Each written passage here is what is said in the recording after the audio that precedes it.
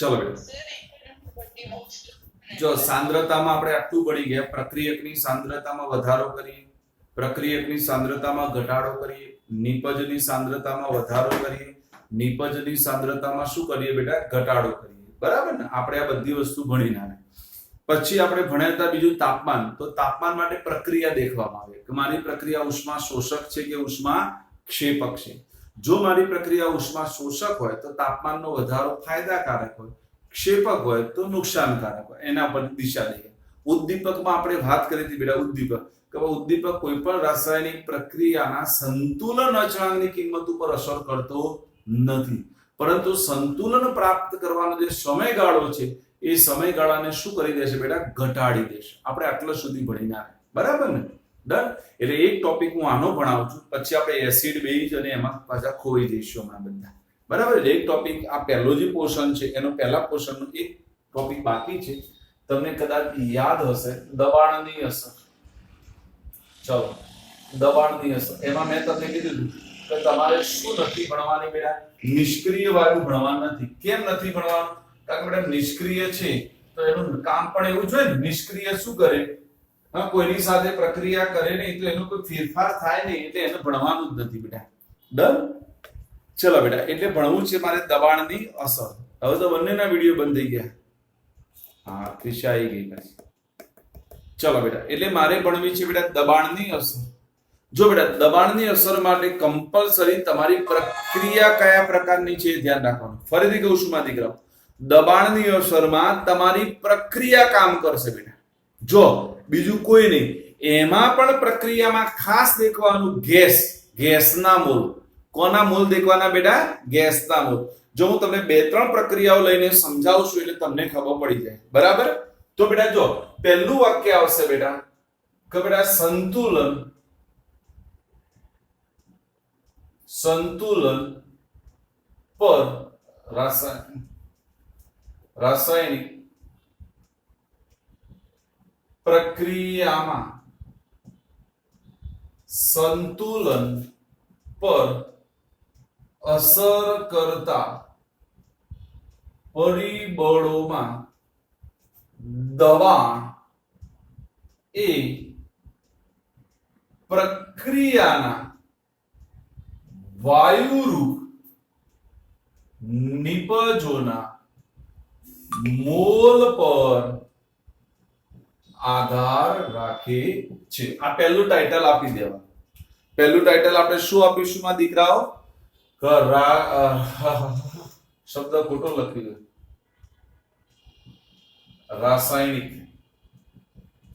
રાસાયણિક પ્રક્રિયામાં સંતુલન પર અસર કરતા પરિબળોમાં દબાણે પ્રક્રિયાના વાયુરૂપ નિપજો, વાયુરૂપ મોલ. સોરી, આજ કેમ આવું થાય છે? વાયુરૂપ મોલની સંખ્યા પર આધાર રાખે છે. ડનમાં દીકરાઓ, વાયુરૂપ મોલની સંખ્યા પર આધાર રાખે છે કે તમારા વાયુરૂપ મોલ કેવા છે. તો આપણે અહીંયા એક્ઝામ્પલ આપીને સમજાવવાનું બેટા. ડન. અહીંયા કમ્પલસરી તમારે એક્ઝામ્પલ લખવું પડશે. ચલો હું પહેલું એક્ઝામ્પલ લખી દઉં. નંબર 1. ચલો બેટા, બધા ચેક કરીને મને કહેશે આપણું આ હોટ ફેવરિટ એક્ઝામ્પલ છે. આપણે વારંવાર આ એક્ઝામ્પલનો આપણે ઉપયોગ કરીને આવ્યા છીએ. ચલો બેટા, બધા ધ્યાન આપજો, મજા આવશે, તરત ખબર પડી જશે. બરાબર? પછી ફોટો ખીચી લેજો બેટા, પહેલા સમજી લેવાનું. ચલો મને કોઈ કહેશે બેટા વાયુરૂપ પ્રક્રિયકના કુલ મોલ કેટલા થાય અને વાયુરૂપ નિપજના કુલ મોલ કેટલા થાય? ચલો કોણ કહેશે? યસ, કે ભાઈ વાયુરૂપ પ્રક્રિયક લઈ લે તો આનો 1 + 3 થાય બેટા. વાયુરૂપ પ્રક્રિયકમાં 1 + 3 એટલે 4 અને નિપજમાં તો 2 છે બેટા, 2 છે. હવે મને કહો વાયુરૂપ મોલ કઈ બાજુ વધારે, પ્રક્રિયક બાજુ કે નિપજ બાજુ? પ્રક્રિયક બાજુ. અહીંયા દેખાય કે પ્રક્રિયકના 4, નિપજના 2. હવે હું આ પ્રક્રિયામાં દબાણ વધારું તો આપણે નિયમ એવું ભણીને આવ્યા, બોયલનો નિયમ યાદ, તો દબાણ વધારીએ તો કદ શું થાય બેટા? ઘટે. દબાણ વધારો તો કદ શું થાય બેટા? ઘટે. તો હવે એનો મતલબ પ્રેશર લાગશે, પણ કઈ બાજુ વધારે પ્રેશર લાગે? તો જે બાજુ મોલ સંખ્યા વધારે હોય એ બાજુ પ્રેશર લાગે કે ના લાગે? તો કઈ બાજુ તમારી મોલ સંખ્યા વધારે છે માં દીકરાઓ? હવે પ્રક્રિયક બાજુ મોલ સંખ્યા વધારે તો દબાણ લાગે, તો પ્રક્રિયકમાંથી શું બનવાનું શરૂ થઈ જાય બેટા? નિપજ બનવાની શરૂઆત થઈ જાય કે ના થઈ જાય? તો પ્રક્રિયા મારી કઈ દિશામાં જાય બેટા? પુરોગામી દિશામાં. કઈ દિશામાં? પુરોગામી દિશામાં. બોલો, ખબર પડી? એટલે આપણે શું કરવાનું કે તમારે પ્રક્રિયા દેખી લેવાની. પ્રક્રિયામાં વાયુરૂપ મોલની સંખ્યા કઈ બાજુ વધારે છે એ બાજુ જો દબાણ વધારે આપવામાં આવે બેટા, તો ત્યાંથી પ્રક્રિયા ઓપોઝિટ સાઈડમાં થાય. કઈ કોઈ એવું થાય નિપજના મોલ પણ વધારે. આપણે એવી પણ પ્રક્રિયા દેખીશું માં દીકરાઓ. ડન? તો ચલો હું તમને કહી દઉં, અહીં દબાણ વધારતા વાયુરૂપ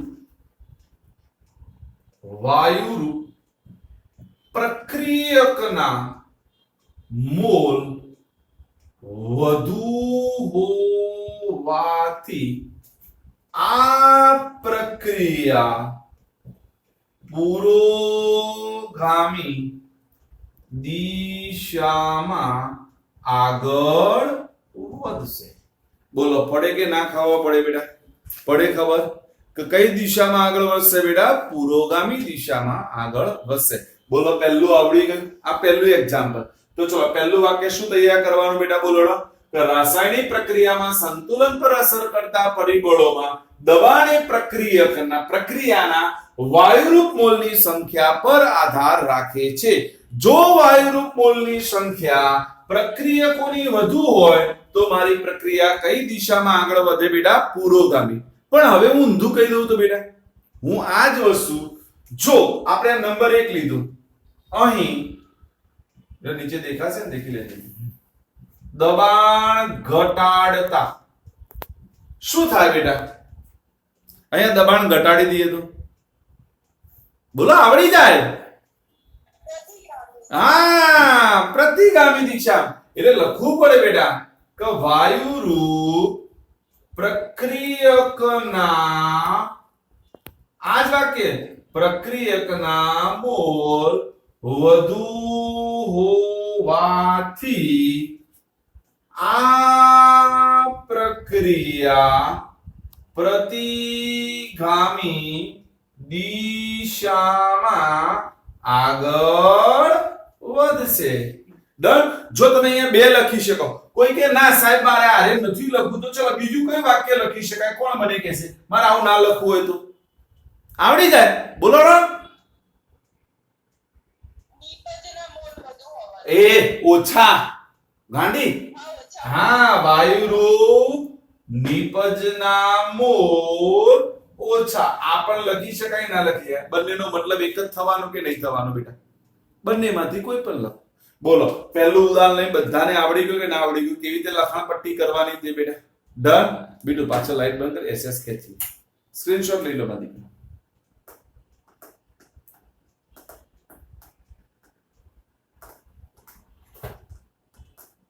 લઈ લો એટલે કહેજો બેટા. લેવાઈ ગયો? હું ત્યાં સુધી બીજી પ્રક્રિયા લખું છું.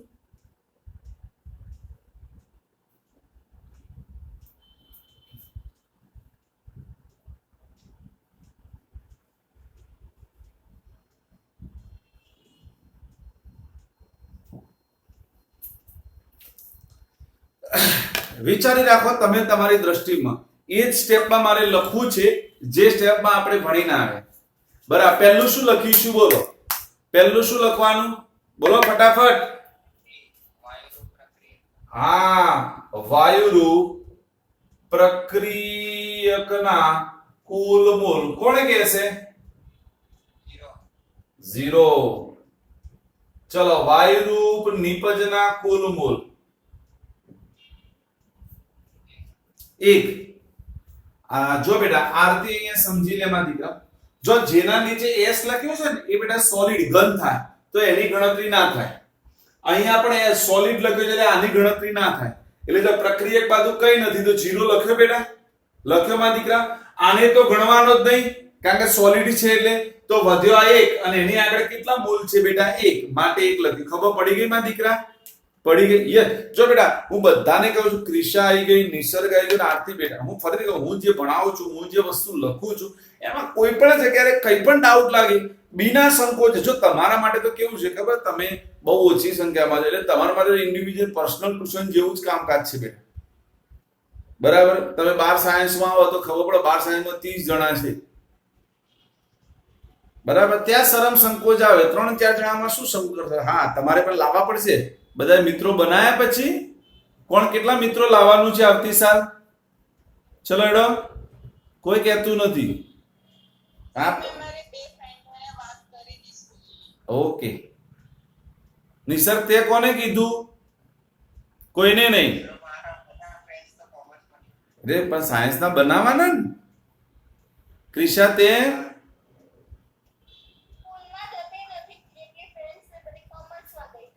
આવું ના ચાલે. હા ને? ચાલો મારા દીકરા ખબર પડી.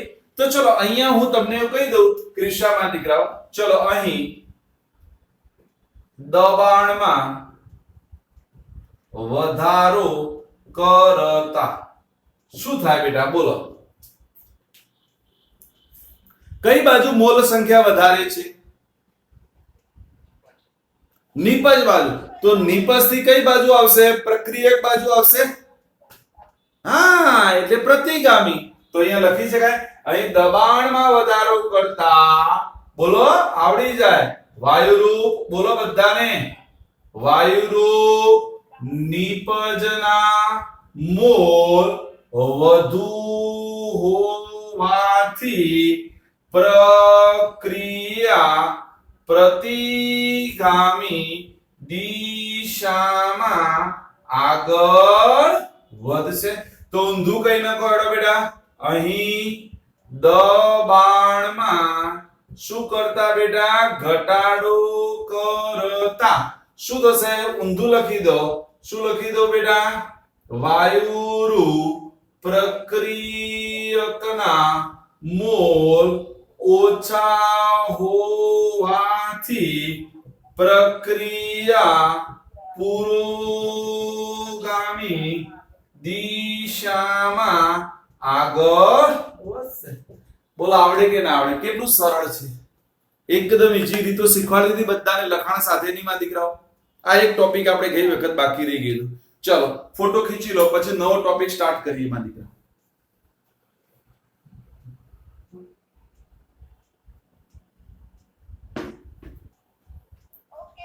ઓકે ચલો હવે 9 અને 10મા નો જૂનો અને જાણીતો ટોપિક સ્ટાર્ટ થાય છે. બરાબર? પહેલા એની શોર્ટ સીમ આપી દઉં છું માં દીકરાઓ, પછી આપણે એમાં ડિટેલમાં ચર્ચાઓ કરીએ છીએ. બરાબર? જો બેટા આ ચેપ્ટર પણ એટલું જ સરળ છે કારણ કે આમાં બધું મેથેમેટિકલ સ્ટેપ છે. મેથેમેટિકલ સ્ટેપ જ્યાં આવે ત્યાં સરળ પડે અને જેટલા થિયરિકલ ને 12માં જરૂર નથી એ બધા અહીંયા ઉડાડી દીધા છે. એટલે તમારા માટે બિલકુલ ફાયદો છે કે આપણે 12માં જેની જરૂર નથી એ આપ્યું જ નથી. અહીંયા જેટલી 12માં જરૂર છે એટલું જ રાખ્યું છે. તો ચલો બેટા મારે ભણવું છે બેટા એસિડ બેઝ સંકલ્પના. બરાબર? મારે શું ભણવું છે બેટા? એસિડ બેઝ સંકલ્પના. ચલો ડન માં દીકરાઓ. મારે શું ભણવું છે બેટા? એસિડ બેઝ સંકલ્પના. તો ચલો બેટા એસિડ બેઝ સંકલ્પના ભણવી હોય તો પહેલી આવે બેટા સંક્રિયાત્મક પ્રકારની વ્યાખ્યા. ચલો કોઈને યાદ છે સંક્રિયાત્મક પ્રકારની વ્યાખ્યા એટલે શું? 10માં ભણીને થોડું યાદ રહી ગયું હોય તો.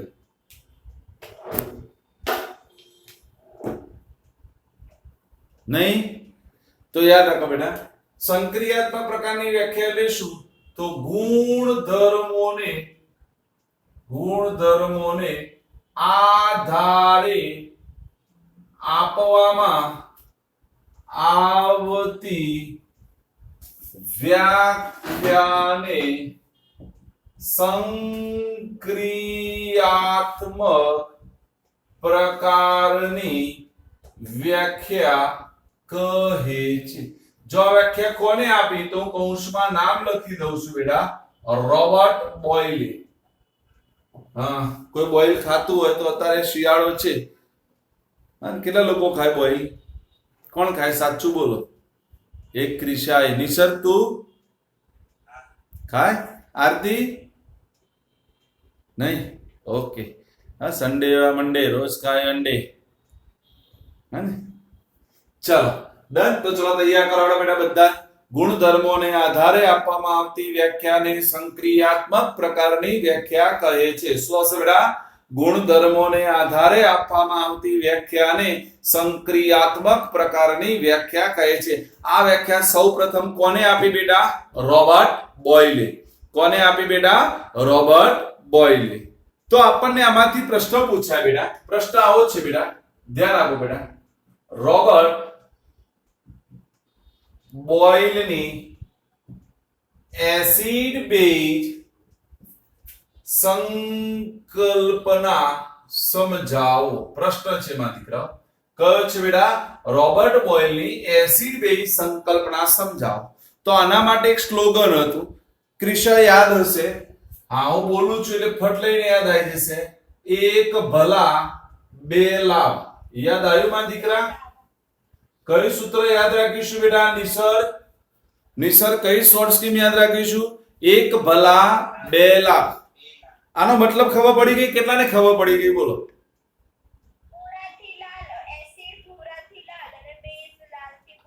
ખબર પડી નિસર્ગ? જો એકમાં એસિડ ભૂરા લિટમસ પેપરને લાલ બનાવે અને બેઝ લાલ લિટમસ પેપરને શું બનાવે બેટા? ભૂરું. એટલે ભૂલ ના પડે. કેટલી વખત આપણને આવડતું હોય ખબર કે લાલનું ભૂરું બને, ભૂરુંનું લાલ બને, પણ ખબર ના હોય એસિડ બનાવે કે બેઝ બનાવે. તો આપણે શોર્ટ સ્કીમ યાદ રાખવાની, એક ભલા બે લાભ. શું યાદ રાખવાનું બેટા? એક ભલા બે લાભ. ચલો, તો પહેલા રોબર્ટ બોયલની એસિડ સંકલ્પનામાં પહેલા આપણે એસિડ વિશે વાત કરીએ. ચલો, કોઈને ખબર છે એસિડ વિશે વાત કરું તો રોબર્ટ બોયલે એસિડ માટે શું કીધું તું બોલો? સ્વાદે કેવા હોય? એસિડ સ્વાદે કેવા હોય? ખાટા હોય લ્યા. લીંબુ તુરું હોય ગોડા? હા, તો પછી તો પહેલું આવશે નંબર 1, તે સ્વાદે ખાટા હોય છે. અને અત્યારે તો આપણને ખબર છે કે આપણને એસિડ ની જ જરૂર છે, કારણ કે સ્વાદે ખાટા હોય એમાં વિટામિન સી ભરપૂર હોય અને કોરોના માટે વિટામિન સી વધારે જોઈએ. હા ને, વિટામિન સી અને ઝીંક બે ભરપૂર હોય તો કોરોના ના થાય. બરાબર? હા, ખબર હોવી જોઈએ. ખબર છે? કેટલા ખબર છે?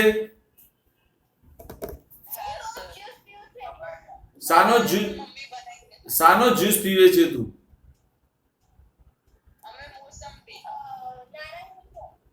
મોસંબી, નારંગી. હું તો માટાનો જ્યુસ પીવું. માટા. કેટલાને ખબર માટા એટલે શું?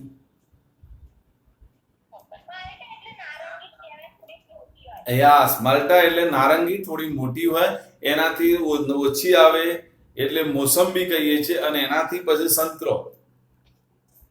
ત્રણ એક જ છે, ભાઈ બહેન જ છે બધા. બરાબર? પણ આપણને ફરક ના લાગે. એકદમ પીળી રચાક દેખાય, એકદમ પીળું અને મોટું હોય એ માલ્ટા હોય, એ નારંગી. બરાબર? એના પછી નાનું હોય અને પીળું હોય તો એ મોસંબી, અને છેલ્લે સંતરું, લીલું પીળું વાળું. હે ને? એમાં સૌથી સારું કયું? સૌથી સારું બેસ્ટ મોસંબી. સૌથી સારી મોસંબી બેટા, નારંગી કરતા. ડન? ચાલ, ઓકે. તો તે સ્વાદે ખાટા હોય છે. પછી એક ગુણધર્મ આપણે લખ્યો છે અહીંયા બેટા, તે બોલાડો બધાને આવડે બેટા. ભૂરા લિટમસ પેપરને શું કરે છે બેટા? લાલ બનાવે છે. ત્રીજો આવશે, તે શું ભણ્યા હતા આપણે? યાદ કરો. ધાતુ સાથે પ્રક્રિયા કરી H2 વાયુ મુક્ત કરે છે. ચલો, એસિડ માટે શું કીધું રોબર્ટ બોયલે? તૈયાર કરી નાખો બેટા.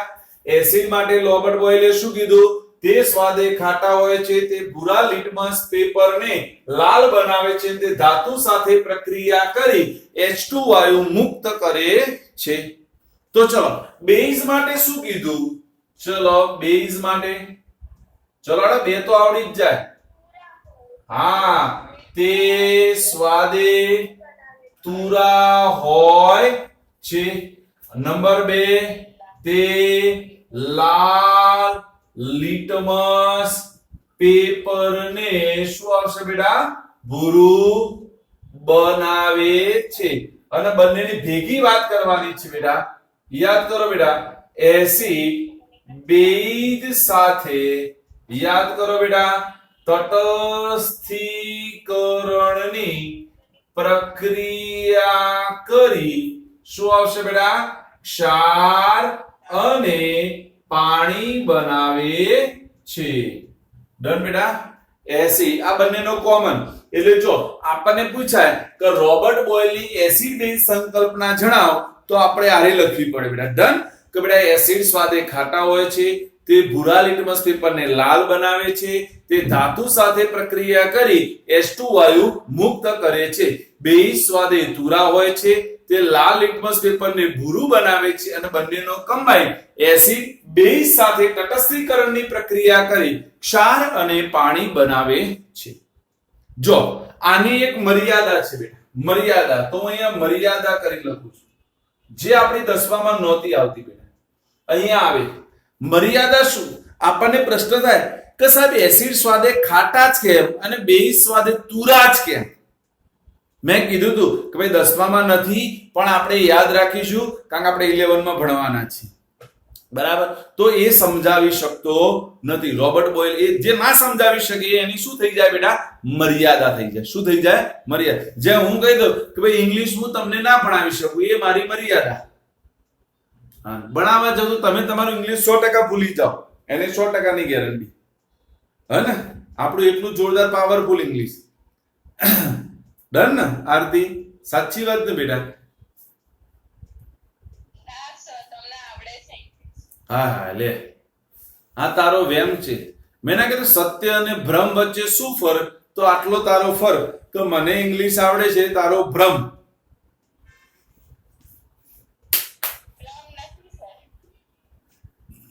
ચાલો માં દીકરા, તો ધ્યાન આપો. મર્યાદા તો લખવું પડે બેટા. એસિડ સ્વાદે ખાટા અને બેઝ સ્વાદે તુરા કેમ છે તે સમજાવી શકાતું નથી. આ એની મર્યાદા છે. બોલો આવડી જાય? ચલો પહેલું આપણે આટલું તૈયાર કરીશું માં દીકરાઓ. શું થયું માં દીકરા? ક્રિશા એ તો સમજાવી શકાતું નથી, એ તો મર્યાદા છે. એ તો મર્યાદા છે, અકબંધ રહસ્ય છે કે ભાઈ ગુણધર્મ ઉપરથી એવું કઈ સમજાવી હજુ શકાતું નથી બેટા. બન એટલે જ એને મર્યાદામાં કીધું માં દીકરાઓ. ડન માં દીકરાઓ? ડન. એવી કેટલીય વસ્તુ છે જે લગભગ ખાટી છે છતાં પણ એસિડ નથી, અને એવી કેટલીય વસ્તુ છે બેટા કે જે તુરી છે પણ બેઝ નથી. એટલે તમે કોઈ પણની વ્યાખ્યા ખાટા અને તુરાને આધારે ના કહી શકો એવું આના પછીના સાયન્ટિસ્ટોએ કહી દીધું. એટલે એ તો એક સંજોગ છે બેટા. સંજોગ એટલે મેક્સિમમ કિસ્સામાં હા, મેક્સિમમ કિસ્સામાં સાચું બને છે, પણ દરેક જગ્યાએ સાચું બનશે એવી જરૂર નથી બેટા. ડન. એ તો એની મર્યાદા છે. કારણ જો રિયલ હોત તો બધી જ ખાટી વસ્તુ માટે એસિડ પુરવાર થાય, પણ એવું થતું નથી મારી. ડન.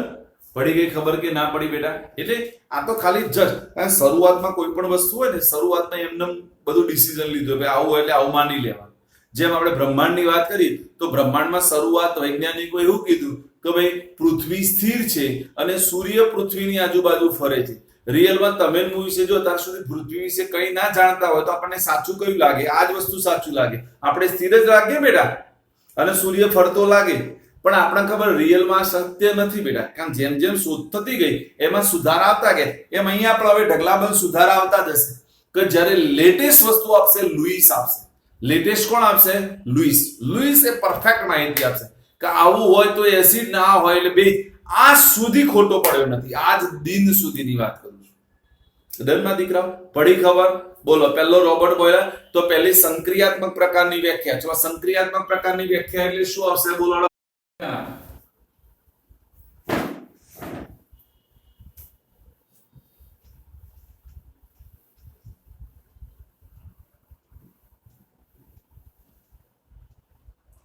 બીજો ટોપિક એવો છે બેટા, સંકલ્પનીય પ્રકારની વ્યાખ્યા.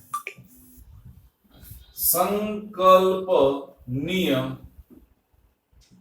પ્રકારની વ્યાખ્યા. તો ચલો હું કહી દઉં. કોઈને યાદ છે? ક્રિશા વિડિયો બંધ છે, કઈ પ્રોબ્લેમ માં દીકરા?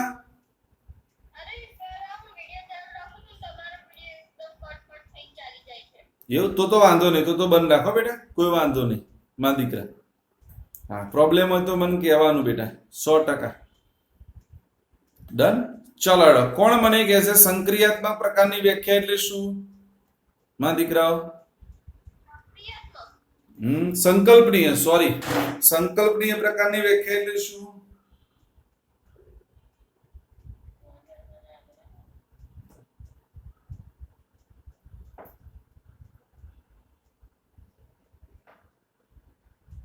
કોઈ નહીં માં દીકરો? તો હું જિંદાબાદ. ના બેટા, ગુણધર્મો અને બંધારણને આધારે આપવામાં આવતી વ્યાખ્યા. શું આવશે બેટા? બોલાડો બેટા.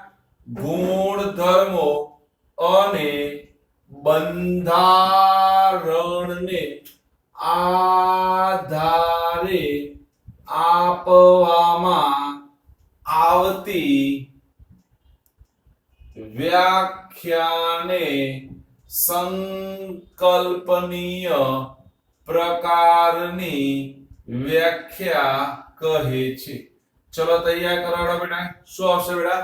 ગુણધર્મો અને બંધારણને આધારે આપવામાં આવતી વ્યાખ્યાને સંકલ્પનીય પ્રકારની વ્યાખ્યા કહે છે.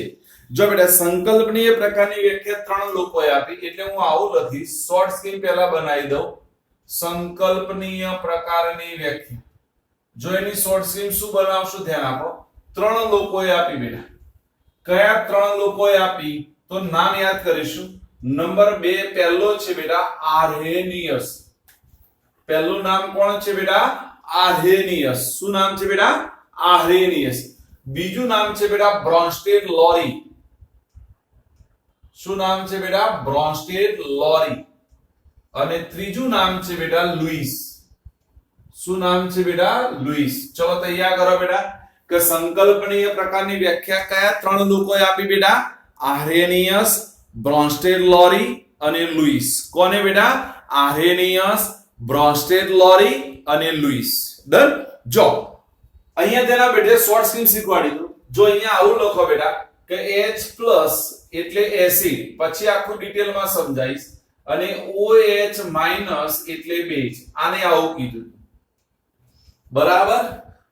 ચલો આને એવું કીધું બેટા પ્રોટોનનું દાન એટલે એસિડ અને પ્રોટોનનો સ્વીકાર એટલે બેઝ.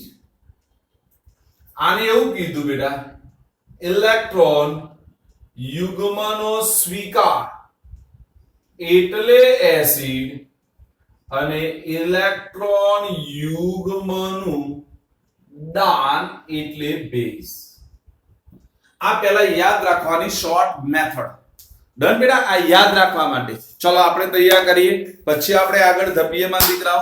શું આવશે બેટા? બોલો. આર્હેનિયસ એટલે H+ એટલે એસિડ, OH- એટલે બેઝ, બ્રોન્સ્ટેડ લોરી પ્રોટોનનું દાન એટલે એસિડ, પ્રોટોનનો સ્વીકાર એટલે બેઝ, લુઈસ ઇલેક્ટ્રોન યુગ્મનો સ્વીકાર એટલે એસિડ, ઇલેક્ટ્રોન યુગ્મનું દાન એટલે શું થશે બેટા? બેઝ. ડન. ઉલટ સુલટ છે. તમે દેખો અહીંયા પ્રોટોન જે કામ કરે ઇલેક્ટ્રોન ના કરે, કારણ બંનેની પ્રકૃતિ ઊંધી બેટા. એક પ્લસ ચાર્જ ધરાવે તો એક માઇનસ, તો નક્કી બંને ઉલટ સુલટ કામ કરશે કે નહીં કરે? તો હવે શરૂઆત કરીએ બેટા. આર્હેનિયસનો એસિડ, બેઝ સિદ્ધાંત જણાવી તેની મર્યાદાઓ જણાવો. બરાબર. આર્હેનિયસનો એસિડ બેઝ સિદ્ધાંત જણાવી તેની. જો બેટા આ વખતે એક્ઝામમાં કહી દઉં, આ વખતે એક્ઝામ છે બેટા 1 to 4 હેતુલક્ષી. આપણે પહેલા બીજાના તૈયાર કર્યા, ત્રીજા ચોથાના તૈયાર કર્યા, હવે 1 to 4 ના.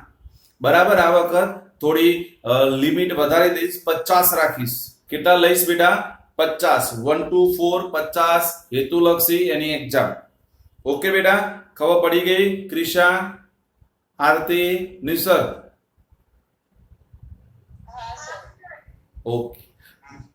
એના પછી રવિવારે 5મું છઠ્ઠું, પછી 1 to 6 એમ એડ કરતો રહીશ. હા, એટલે તૈયારી થતી જાય બેટા. ચલો આઈ જાઓ. આર્હેનિયસનો એસિડ બેઝ સિદ્ધાંત. ચલો પહેલો સિદ્ધાંત, બધાનું ધ્યાન અહીંયા જોઈએ બેટા. સિદ્ધાંત એટલે આવડી જાય.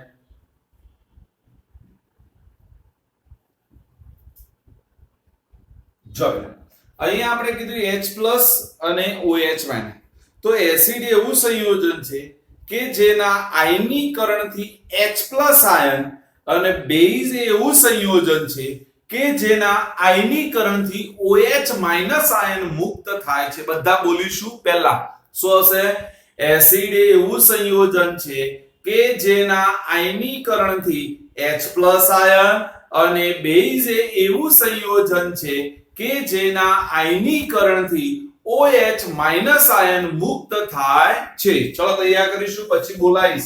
હું વચ્ચે ઊભો થઈ જઈશ. તૈયાર કરીને હું લખું ત્યાં સુધી. એસિડ એ એવું સંયોજન છે કે જેના આયનીકરણથી H+ આયન અને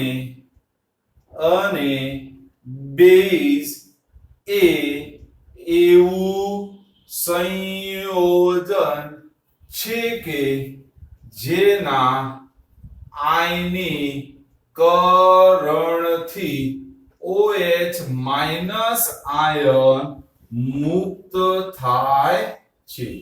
ચલો પહેલું તૈયાર કરી દઈશું. બધાને આવડી જવું જોઈએ બેટા. શું હશે? એસિડ એ એવું સંયોજન છે કે જેના આયનીકરણથી H+ આયન અને બેઝ એ એવું સંયોજન છે કે જેના આયનીકરણથી OH- આયન મુક્ત થાય છે. ચલો કોણ બોલશે પહેલું? એસિડ એવું આયન એવું સંયોજન. એસિડ એવું સંયોજન છે કે જેના આયનીકરણથી H+ આયન અને બેઝ એવું આયન છે કે સંયોજન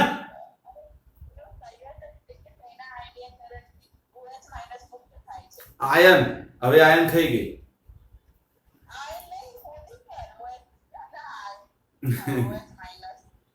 આયન મુક્ત થાય. ચલો બીજું કોણ બોલે છે? એસિડ એવું સંયોજન છે કે જેના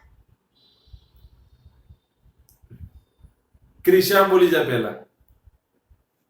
એસિડ એવું સંયોજન છે કે જેના આયનીકરણથી H+ આયન અને બેઝ એવું સંયોજન છે કે જેના આયનીકરણથી OH- આયન મુક્ત થાય છે. નિસર્ગ. એસિડ એવું સંયોજન છે કે જેના આયનીકરણથી H+ આયન અને બેઝ એવું સંયોજન છે કે જેના આયનીકરણથી OH- આયન. Very nice. ચલો ખબર પડી ગઈ બધાને બેટા. ચલો આપણે એક એક્ઝામ્પલ આપી દેવાનું. કેવું બેટા? જો HCl, તમે HCl નું આયનીકરણ કરો તો H+ અને Cl- થાય બેટા. થાય. તો એનો મતલબ આ તમારું કયું છે? હું શોર્ટમાં લખું છું. એસિડ કહેવાય કે ન કહેવાય? અને આપણે NaOH લખીએ તો NaOH નું આયનીકરણ કરો તો શું થશે બેટા? Na+ અને OH-. તો આ તમારું કયું સંયોજન થશે બેટા? બેઝ થશે. થશે? ખબર પડી ગઈ? જો કારણ કે આના આયનીકરણથી H+ મળ્યો અને આના આયનીકરણથી શું મળ્યું બેટા? OH-. હવે આની મર્યાદાઓ છે. બરાબર. જો મર્યાદાઓ સમજવાની છે આપણે બધાએ. મર્યાદાઓ ડન. જો પહેલી મર્યાદા કઈ બેટા? કે પહેલી મર્યાદા અહીંયા છે H+ આયન અસ્થિર હોવાથી સંભવી શકે નહીં. આ એની પહેલી મર્યાદા છે. આપણને એવું થાય સાહેબ H+ આયન અસ્થિર કેવી રીતે બને? H+ આયન અસ્થિર કેવી રીતે બનશે? કારણ કે દેખો ચલો H નો પરમાણુ ક્રમાંક કેટલો કોણ કહેશે? A. હવે એક ઇલેક્ટ્રોન H+ ક્યારે બને? તો એક ઇલેક્ટ્રોન ગુમાવે ત્યારે બને કે ના બને? હવે બેટા વિચાર કરો કે એની પાસે એક ઇલેક્ટ્રોન હોય અને એ આપી દે તો એની પાસે ઇલેક્ટ્રોન જ ના રહે, અને જેની પાસે ઇલેક્ટ્રોન ના હોય એનું અસ્તિત્વ ના હોય. તો H+ આયન સંભવી અસ્થિર હોવાથી સંભવી શકે નહીં. આ પહેલી મર્યાદા. બોલો પહેલી મર્યાદા આવડી? કેમ કીધું ખબર પડી? શું હશે બેટા? H+ આયન અસ્થિર હોવાથી સંભવી શકે નહીં. શું હશે? H+ આયન અસ્થિર હોવાથી સંભવી શકે નહીં. બીજી મર્યાદા, આ નિયમ ફક્ત જલીય દ્રાવણોને જ લાગુ પડે છે. પછી BF3 યસ રાઈટ. આ નિયમ ફક્ત જલીય દ્રાવણોને જ લાગુ પડે, બીજાને ના લાગુ પડે. એટલે જે પાણીમાં ઓગળતા હોય એવા જ, બીજા માટે લાગુ પડતો નથી. ત્રીજી વસ્તુ કીધી કે બેટા દેખો હું નામ આપું છું Na2CO3 નટુ કોથળી. Na2CO3 નટુ કોથળી. ડન. ઓળખો નટુ કોથળી એ બેઝ હોવા છતાં OH આયન મુક્ત થતો નથી. ડન બેટા. હવે દેખો Na2CO3 બેઝ છે, હવે આમાં H છે જ નહીં તો OH આયન ક્યાંથી મુક્ત થાય બેટા? બરાબર. ડન. બે લખી દઉં. ઓકે, આ વાક્ય હટાવી બે નામ ભેગા લખી દઉં એટલે બેનું ભેગું થઈ જાય, એટલે અલગ અલગ નિયમો ના બને. Na2CO3 અને NH3 એ બેઝ હોવા છતાં તેના આયનીકરણથી OH આયન મુક્ત થતો નથી. ચોથી મર્યાદા પેલી ડિગ્રીએ કીધું એમ BF3. ભાઈ BF3 એટલે ખબર છે ને, બોરોન ટ્રાયફ્લોરાઇડ. આ NH3 તો આપણને ખબર એમોનિયમ. BF3 એટલે બોરોન ટ્રાયફ્લોરાઇડ. આ તો કેટલાક નામ નવું કાઢે ખબર છે ને, બહુચરાજી ફાતરા કંપની નંબર 3 એવું નહીં. બરાબર. BF3 નો મતલબ શું થાય? નિસર્ગ ખોવાઈ ગયો લે. નિસર્ગ લે. ક્રિશા. હા સર. ઓકે. BF3 એટલે બોરોન ટ્રાયફ્લોરાઇડ બેટા. શું થાય? બોરોન ટ્રાયફ્લોરાઇડ. તો બોરોન ટ્રાયફ્લોરાઇડ એ એસિડ હોવા છતાં તેના આયનીકરણથી H+ આયન મુક્ત થતો નથી. ડન. કે બેટા બોરોન ટ્રાયફ્લોરાઇડ એ એસિડ હોવા છતાં પણ યસ એક મિનિટ નિસર્ગને આવા દો. દેખાય હજી એક લાઈન લખી છે એટલે એન્ડ જ છે. એન્ડ જ છે. હા.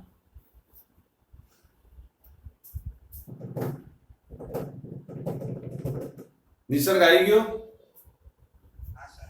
ચલો બેટા ફરીથી કે BF3 એ એસિડ હોવા છતાં તેના આયનીકરણથી H+ આયનનું BF3 નું નામ થાય બોરોન ટ્રાયફ્લોરાઇડ. શું થશે બેટા?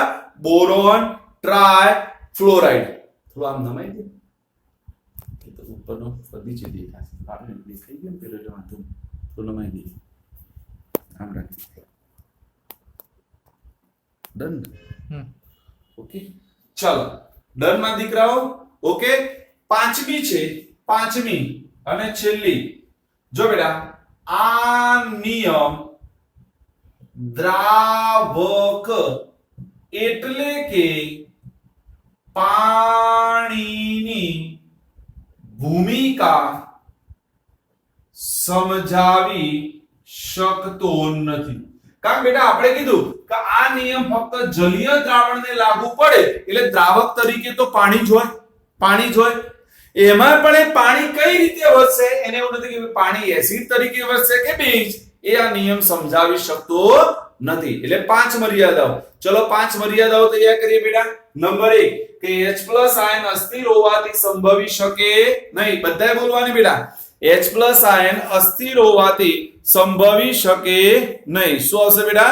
H+ આયન અસ્થિર હોવાથી સંભવી શકે નહીં. નંબર 2 આ નિયમ ફક્ત જલીય દ્રાવણોને જ લાગુ પડે છે. નંબર 2 આ નિયમ ફક્ત જલીય દ્રાવણોને લાગુ પડે છે. નંબર 3 Na2CO3 એટલે સોડિયમ કાર્બોનેટ અને એમોનિયા એ બેઝ હોવા છતાં તેના આયનીકરણથી OH- આયન મુક્ત થતો નથી.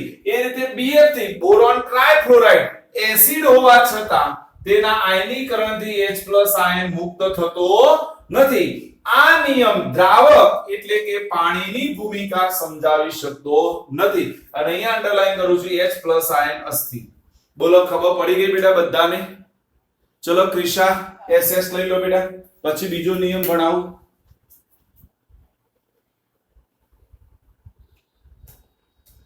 Okay sir. ઓકે ચલો આવડી ગયો. એક આવડી ગયો એસિડ બેઝ બેટા. કે ના આવડી ગયો? એસિડ બેઝમાં કયો આવડી ગયો? આરએનએસ. તો આરએનએસ માં H+ અને OH- આપણે કેમ લખ્યું તો ખબર પડી ગઈ. નિયમ ફરીથી બોલી દઈએ. શું હશે નિયમમાં દીકરાઓ? બોલોડો. એસિડ એવું સંયોજન છે કે જેના આયનીકરણથી H+ આયન અને બેઝ એવું સંયોજન છે કે જેના આયનીકરણથી OH- આયન મુક્ત થાય છે. ડન. ચાલો હવે બીજાનો વારો પાડીએ. ચલો બીજું કોનું નામ છે? બોલોડો. નામ લખ્યું છે, યાદ હોવું જોઈએ. હા, બ્રોન્સ્ટેડ ની લારી. બરાબર ને? હા નિસર્ગ કે બ્રોન્સ્ટેડ લોરી? હા નકર લારી યાદ આવે. પાણીપુરી ની લારી યાદ આવે. અત્યારે તો બધી લારીઓ યાદ આવે. બોઇલ ની લારી યાદ આવે. નહીં નહીં આવે. બોઇલ ની આવે. ખાઈ આવી? કેટલી વખત ખાઈ આવી આ શિયાળામાં? આ વખત નહીં ખાતા. કેમ? આ પપ્પા કોને લીધે લઈ જતા બહાર. પણ ઘરે બનાવી દેવાના ને. ઘરે ના લાવાય. કેમ? શું થાય? દાદા દાદા બગડે? ચાલો મારે ભણવું છે. નામ છે બેટા બ્રોન્સ્ટેડ લોરી નો એસિડ બેઝ સિદ્ધાંત જણાવી તેની મર્યાદા જણાવો. જો ધ્યાન આપો. ચલો શું નામ છે બેટા? બ્રોન્સ્ટેડ લોરીનો એસિડ બેઝ સિદ્ધાંત. ચલો એના માટે આપણે શોર્ટ સ્કીમમાં શું લખ્યું હતું બેટા? પ્રોટોનનું દાન તો એસિડ, પ્રોટોનનો સ્વીકાર તો બેઝ લખ્યું હમણાં શોર્ટ સ્કીમમાં દીકરાઓ. તો ચલો પહેલો આપણે એનો સિદ્ધાંત આપી દઈએ માં દીકરાઓ. પહેલો એનો આપણે સિદ્ધાંત આપી દઈએ. સિદ્ધાંત જો આને એવું કીધું પેલી જ વાક્ય રચનામાં એસિડ એ એવું સંયોજન છે કે જે પ્રોટોનનું દાન કરે છે અને બેઝ એ એવું સંયોજન છે કે જે પ્રોટોનનો સ્વીકાર કરે છે. ચાલો બધા પહેલો નિયમ તૈયાર કરશે. શું આવશે બેટા? એસિડ એવું સંયોજન છે કે જે પ્રોટોનનું દાન કરે છે અને બેઝ એવું સંયોજન છે કે જે પ્રોટોનનો સ્વીકાર કરે છે. બરાબર? એટલે એસિડ ને પ્રોટોન દાતા કહેવાય. શું કહેવાય બેટા? ધ્યાન આપીશું. અહીંયા હું લખું છું બેટા. એસિડ ને શું કહેવાય બેટા? પ્રોટોન દાતા કહેવાય. અને બેઝ ને શું કહેવાય બેટા? બેઝ ને પ્રોટોન ગ્રાહી કહેવાય. શું કહેવાય બેટા? પ્રોટોન ગ્રાહી. એટલે પ્રોટોનનું ગ્રહણ કરશે અને એસિડ છે એ પ્રોટોનનું દાન કરશે. ડન. ચલો આપણે એક્ઝામ્પલ લઈએ, બધાનું ધ્યાન અહીંયા. જો એક્ઝામ્પલ આમાંથી કેટલીક મર્યાદાઓ જોજો. NH3 H2O, ધ્યાન આપો બધા, એટલે આવડી જાય ક્રિશા. H2O આમાંથી બનશે બેટા NH4 OH એટલે જો બેટા આનું આયનીકરણ કરું તો બે વસ્તુ મળી, H અને OH. આને શું કર્યું? આ H નું આને દાન કર્યું. તો ચલો H નું દાન કરે એને શું કહેવાય?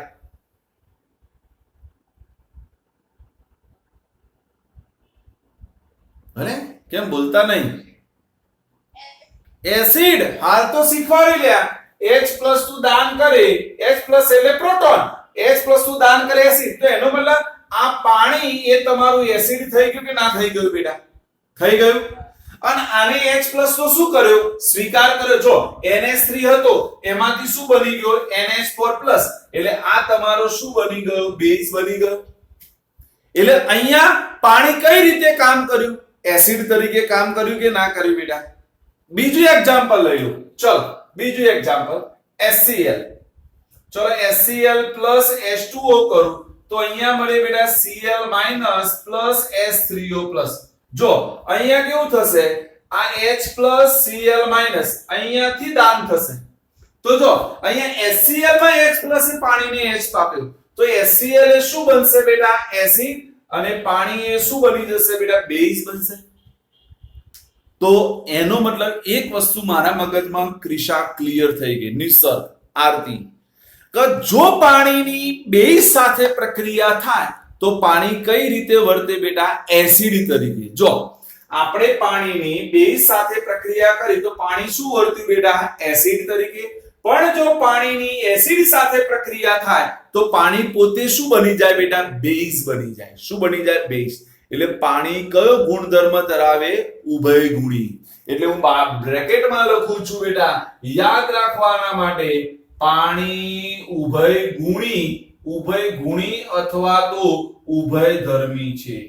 ઉભયધર્મી અથવા ઉભયગુણીનો મતલબ ખબર પડી ગઈ? તો પાણી એસિડ તરીકે પણ વર્તી શકે અને પાણી બેઝ તરીકે પણ વર્તી શકે. કારણ કે જો એની એસિડ સાથે પ્રક્રિયા થાય તો પોતે બેઝ બની જાય અને બેઝ જોડે પ્રક્રિયા થાય તો પોતે એસિડ બની જાય. તો અહીંયા બે વસ્તુનું સોલ્યુશન થઈ ગયું. જો આનાથી NH3 સમજાવી શકાયો, Na2CO3 સમજાવી શકાય, એટલે જો એનું સોલ્યુશન મળી ગયું. બીજું, H+ આયન કોઈ જગ્યાએ ઊભો થયો તો નક્કી હોય H+ આયન જોડે અને શું બનાવી દે? H3O+ બનાવી દે. એટલે એનું નિરાકરણ થઈ ગયું. પાણી કઈ રીતે કામ કરે છે એનું નિરાકરણ પણ થઈ ગયું. થઈ ગયું કે ના થઈ ગયું? આ બધાનું સોલ્યુશન અહીંયા મળ્યું. પણ હજુ પણ બે એની મર્યાદાઓ રહી ગઈ. કઈ બે મર્યાદાઓ? બીટુ દેખજો બેટા, હું અહીંયા લખું છું બેટા, આમ ડેશ કરી મર્યાદાઓ. જો મર્યાદાઓ નંબર 1, આ નિયમ ફક્ત જલીય દ્રાવણોને જ લાગુ પડે છે. આ મર્યાદા હજુ પણ રહી ગઈ. તો બેટા જલીય દ્રાવણ સિવાય આ નિયમ કોઈને લાગુ પાડી શકાય નહીં. અને બીજી મર્યાદા નંબર 2, આ નિયમ પરથી BF3 એ એસિડ છે તે સાબિત કરી શકાતું નથી. હજુ BF3 ને સાબિત નથી કરે કે BF3 કેમ એસિડ છે. એટલે એ બે એની શું થઈ ગઈ બેટા? મર્યાદાઓ. ચલો તૈયાર કરીશું માં દીકરા, તૈયાર કરીશું. ચલો તૈયાર